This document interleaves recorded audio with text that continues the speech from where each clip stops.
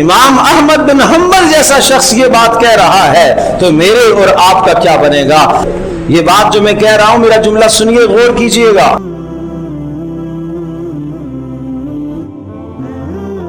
یہ عرض کر رہا تھا اتقوا اللہ حق تقاتہ،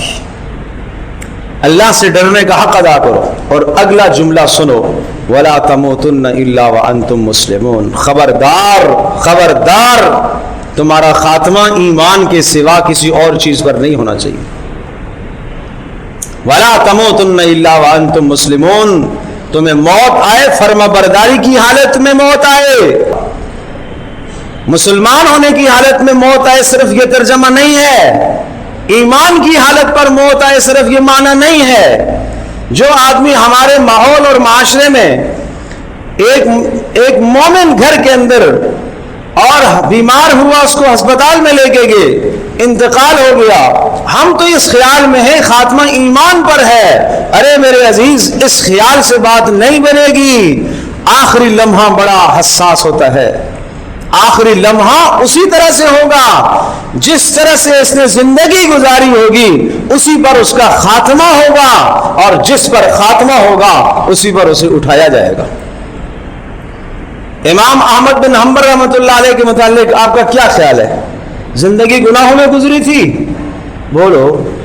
نافرمانیوں میں گزری تھی، ساری زندگی قرآن و سنت پڑھاتے ہوئے گزری ہے،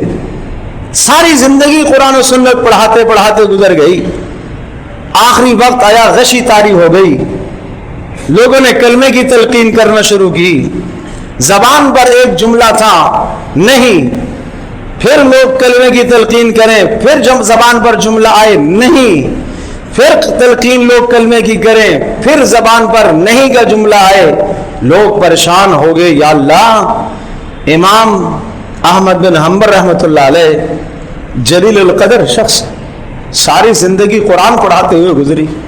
پیارے رسول صلی اللہ تعالی علیہ وسلم کی احادیث کے ساتھ زندگی گزری، آخر میں ہم کلمے کی تلقین کر رہے، مگر زبان پر لفظ آ رہا ہے نہیں، زبان پر لفظ آ رہا ہے نہیں۔ تھوڑی دیر کے بعد افاقہ ہوا تو شاگردوں نے ہمت کر کے پوچھ ہی لیا، حضرت ہم کلمے کی تلقین کر رہے تھے اور آپ نہیں کر رہے تھے،